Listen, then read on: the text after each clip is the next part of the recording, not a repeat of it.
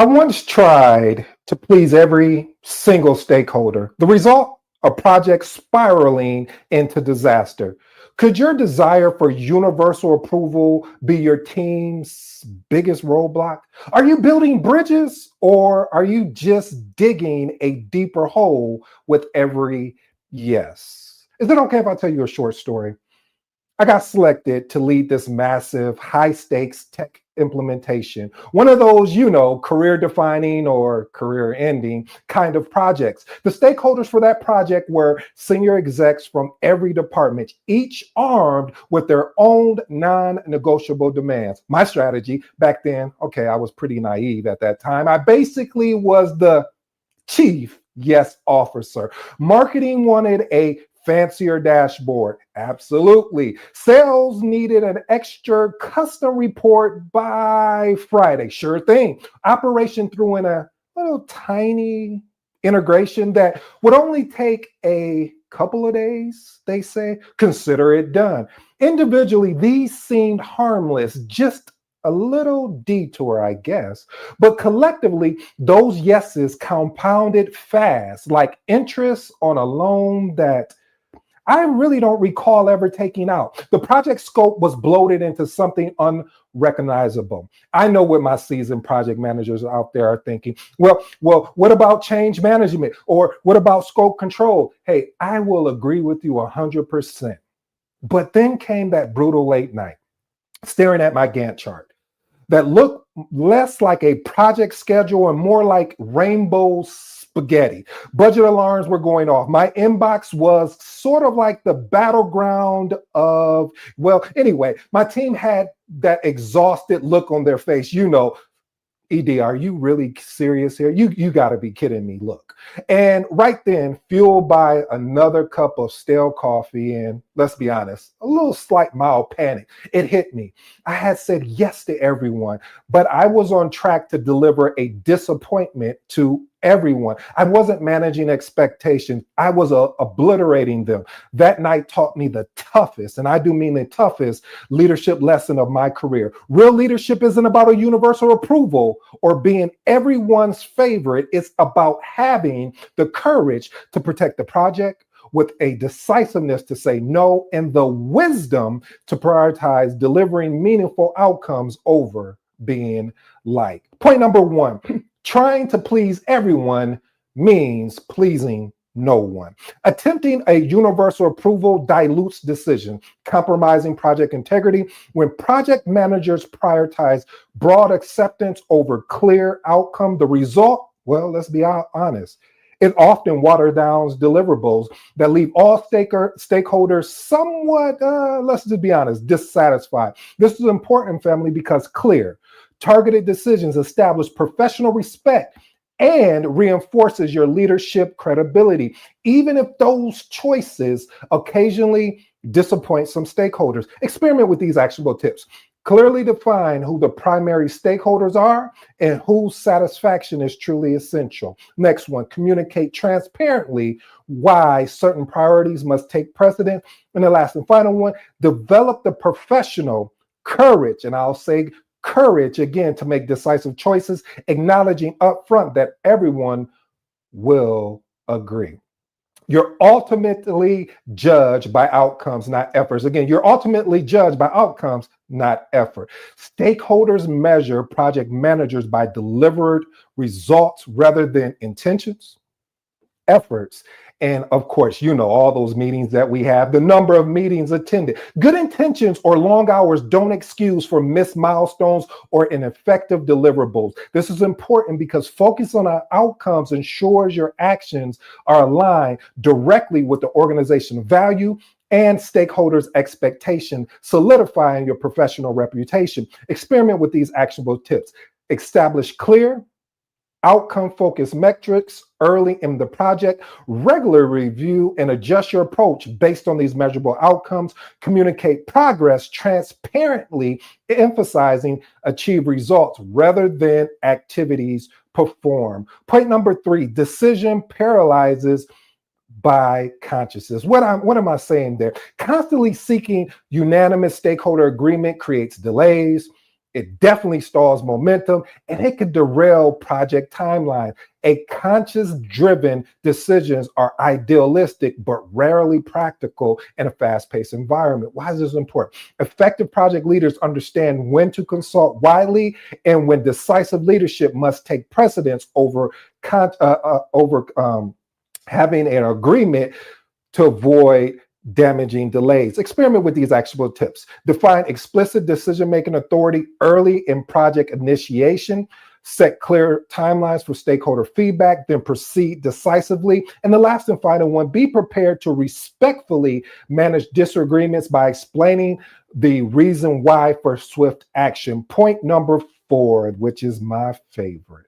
Not every problem deserves the equal attention. Again, not every problem deserves equal attention. Treating all problems as equal urgent leads to exhaustion, wasted resources, and misaligned priorities. Experienced project managers strategically select which issues genuinely require immediate action. This is important because strategic prioritization maximizes resource allocation, efficiency, and protects project momentum by focusing your team energies where they most are needed and counted for. Experiment with these actionable tips. Categorize problems by genuine impact versus perceived urgency. Next one, communicate your prioritization logic transparently to stakeholders. And the last and final one, regularly revisit and realign issues, priorities as a project condition evolve. Point number 5, resource limitation forces those hard choices.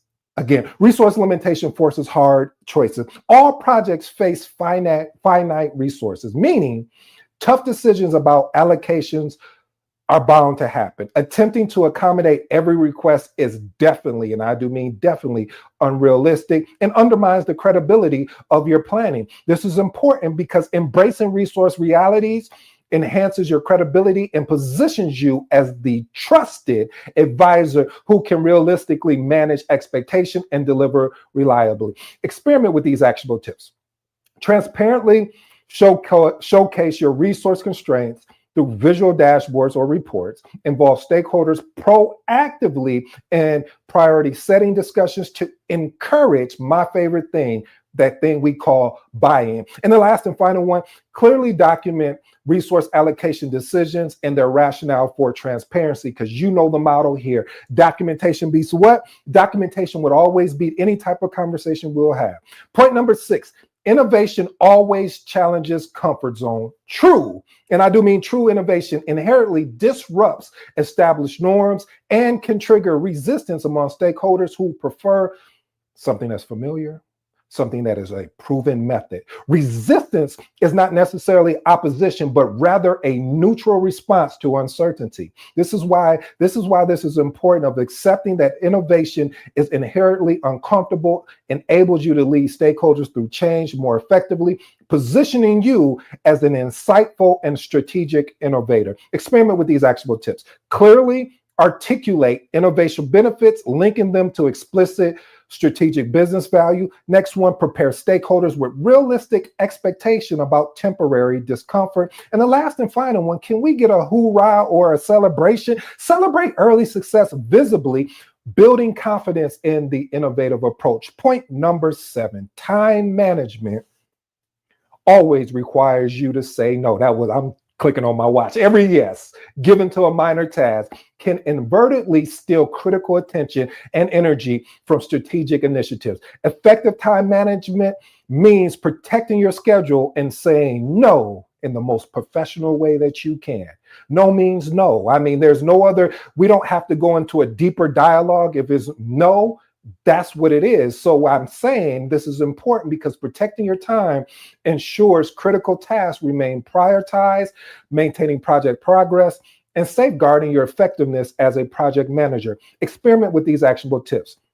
Establish clear boundaries around your schedule, especially for critical project milestones. Use polite, firm language to decline or defer lower priority requests. And the last and final one, provide stakeholders with a clear visibility into your priorities and deadlines to manage expectations proactively. Point number 8. Perfection is unprofitable. Again, perfection is unprofitable. There's a book I would recommend called Start Ugly. Again, it's called Start Ugly. I always recommend that book because that changed my mindset about trying to be perfect or wanting to be perfect on the thing. You can name the thing, whether it's certification, whether it's leading a project. I bring it back and tie it back to this point because striving perfectionism often leads to diminishing returns, excessive delays, and increased costs. Pragmatic project managers balance excellence with being practical and delivering tangible value efficiently. Why is this important? Understanding the threshold of good enough ensures for timely delivery, stakeholder satisfaction, and sustainable project management success. Experiment with these actionable tips. Set clear, agreed upon quality standards from the outset of your project. Continually to remind stakeholders of trade-offs between perfection and time delivery. Establish a culture of iterative improvement post-delivery rather than endless pre-delivery refinements. Well, family, what was the biggest takeaway from all of this? If you're still trying to be everything to everyone, remember this one thing. Well, I got 3. Trying to please everyone means pleasing no one. You will stretch yourself thin and deliver a final deliverable that nobody wants.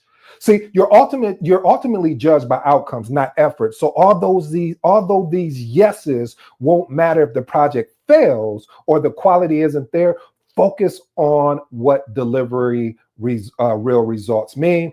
And the last and final one, not every problem or request deserves the equal attention. Learn to prioritize. Your no to a minor distraction is a yes to your major priorities. So family, in today's episode, my goal, my mission today was to equip you and provide clarity. If you've ever felt stuck and needed tailored guidance or deeper training, check out my coaching options below. But hey, only if it feels right for you. Either way, keep trusting the process and you've got this. I go by the name of ED. For all you smart and intelligent folks out there, just listen. That just simply means Ed. Until next time.